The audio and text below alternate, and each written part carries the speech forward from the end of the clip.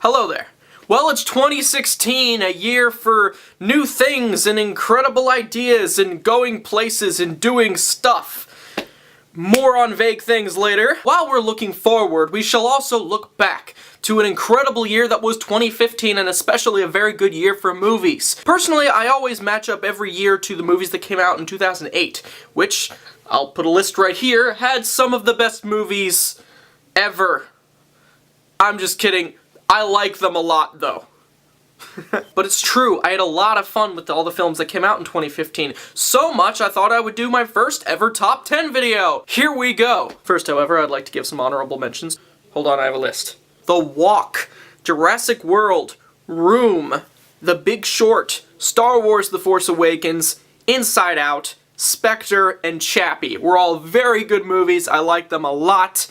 But unfortunately, they just didn't make the cut for my top 10. Now, of course, I'm not just going to blatantly hail these as the best movies ever made. These were the movies I enjoyed the most in 2015. The movies I'm going to look back on and go, yeah, that was the year that came out. And that's where we're going to start at number 10 with The Man from U.N.C.L.E, Guy Ritchie's adaptation of the classic spy TV series. The new adaptation starred Henry Cavill and Armie Hammer as an American and Russian agent, respectively, who has to team together to find some missing uranium that could be turned into a bomb. This is a very fun film, probably one of the most entertaining of last year, where I came out and am just totally enthralled with movies and cinema, and I just love it to death. I did buy it on DVD, and I find myself continually revisiting it, which is why I decided to put it on the list.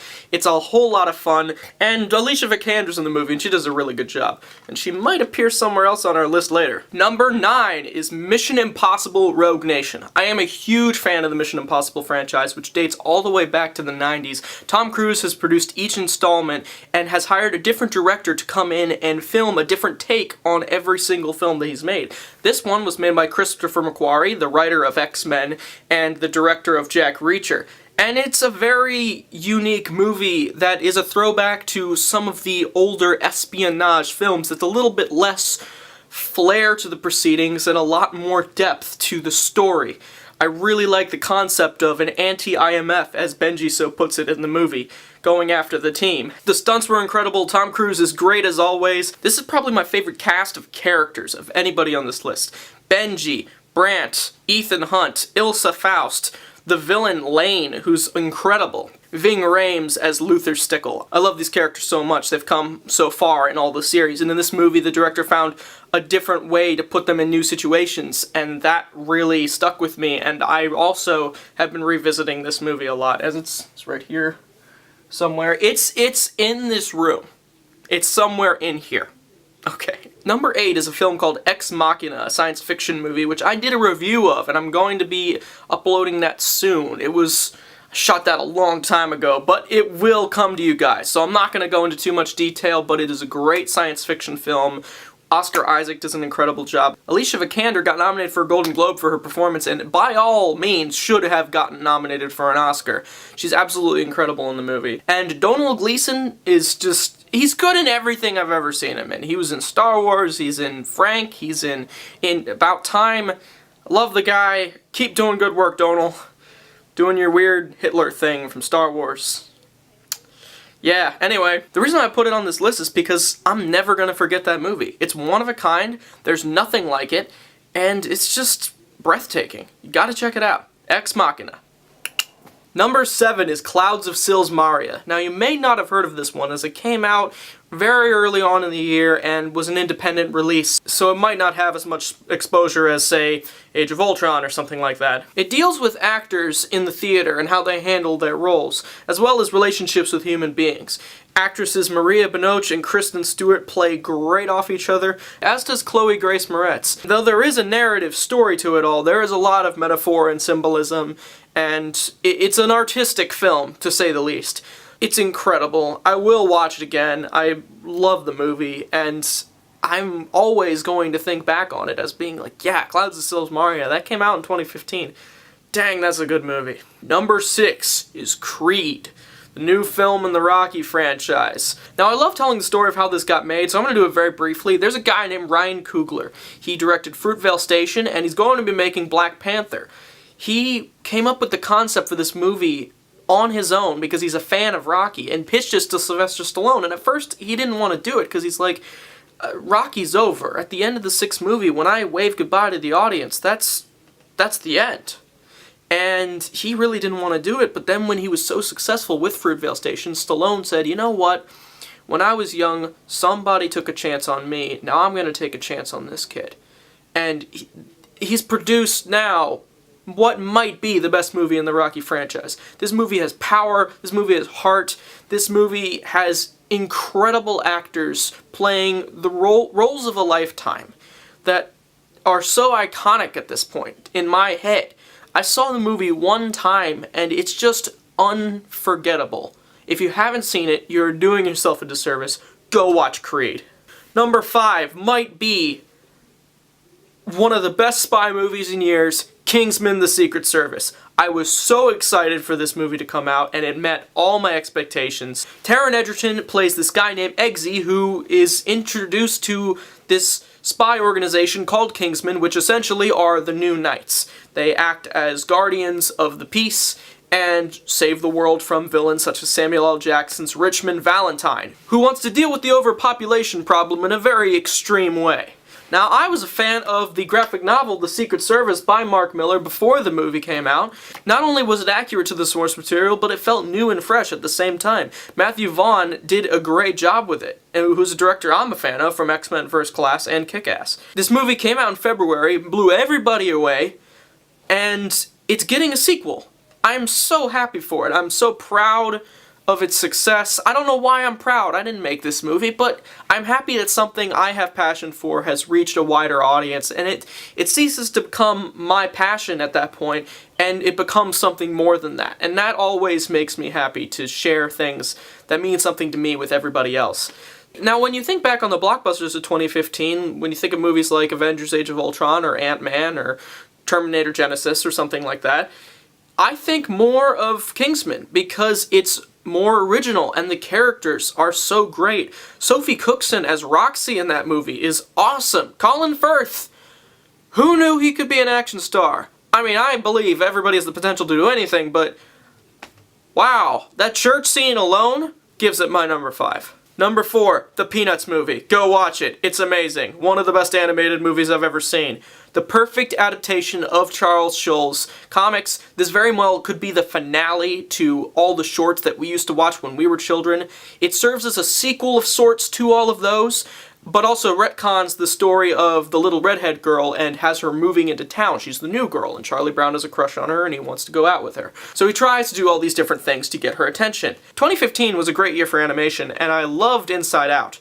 But Peanuts stuck with me more because I feel, while Inside Out was one big message, I liked all the little ones in Peanuts of just because you're an outcast doesn't mean you're a failure. The idea that you should try again and you will eventually succeed. These are simple things that we need to teach our children, and this is such a good avenue to do that in a Peanuts movie. Blue Sky Studios produced this film, and I think it might be their best one ever. Watch Peanuts.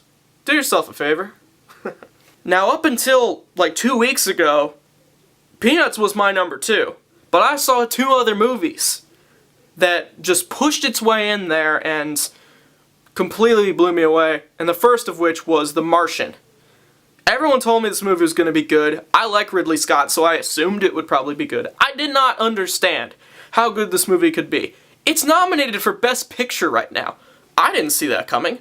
I'm taking you've probably heard of the story at this point. Matt Damon is an astronaut who's trapped on Mars after a storm isolates him from his team, and they leave the planet, and he now has to survive for several years before they can come back and save him. And it's the story of survival in the most entertaining way possible. The second best movie of 2015 was Steve Jobs. I'd like to point out something. The movie is complete fiction. Almost nothing that happens in that movie occurred in real life. But you have to compare it to the Ashton Kutcher Steve Jobs movie, which is a little bit more true to life, although also vastly inaccurate. That movie was about the life of Steve Jobs. This movie, written by Aaron Sorkin and directed by Danny Boyle, is about the person Steve Jobs. The way he was with people, his interactions with his friends, his relationship with his daughter. I was blown away after watching it.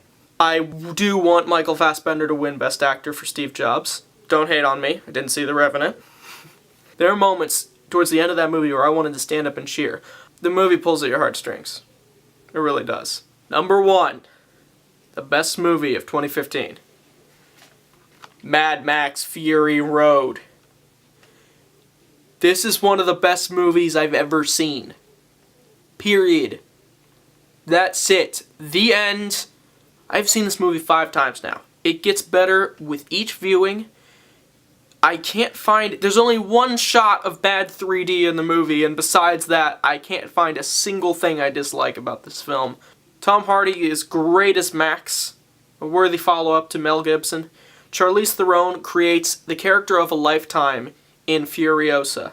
Some would argue that it's a simple chase film, but in reality it's the story of survival and hope and despair, and there's themes of escaping cults and how big corporations will try to sell you anything. And above all else, this is a story of redemption, about 2 characters, Furiosa and Max, who have done things that they believe have condemned them as individuals, and they aren't really looking for any sort of way to redeem themselves, but they do find that within the film. And it's the only Mad Max film where Max does undergo a character progression, where at the beginning of the film he's a selfish man, at the end of the film he's a selfless man. And of course we have to acknowledge the unbelievable stunt work that went into this.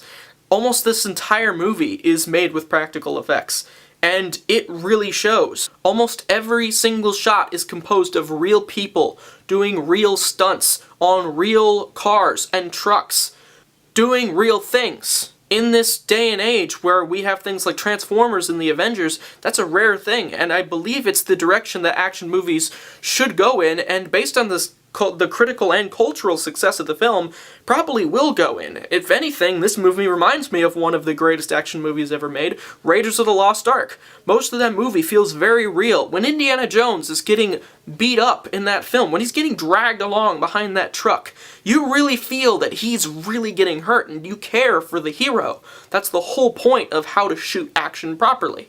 Mad Max completely understands this, and that's why this whole film is done the way an action movie should be done, where the hero is constantly in danger and you're always afraid for their safety.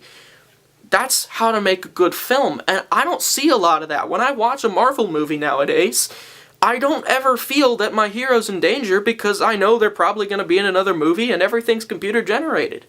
The real stunts lend to that and make me feel alive, that I am there with these characters and that they could die at any second in this car chase that's going through the desert. My favorite scene in the movie is about halfway through where the war rig is being attacked by these motorcyclists, and they're throwing all these grenades on top, and the front of the rig catches on fire, and then they have to drop this plow into the sand, and all the sand starts cascading over the front of the war rig so it can put out the flames. And the music by U.N.C.L.E, Brothers in Arms is the name of the song, is playing, and everything was just so beautiful. I cried. I'm not exaggerating. And I don't cry in movies that often. There's only one movie that makes me cry every time, and that'll be a review for another occasion. Besides The Martian, none of the big budget movies that came out this past year are up for Best Picture. Mad Max is. It's also up for costume design and makeup and effects and a ton of other categories, including directing for George Miller, which I hope he does win. I'm not sure if it will win Best Picture, but by God, I hope it does, because this movie deserves to be seen, because it is truly a masterpiece.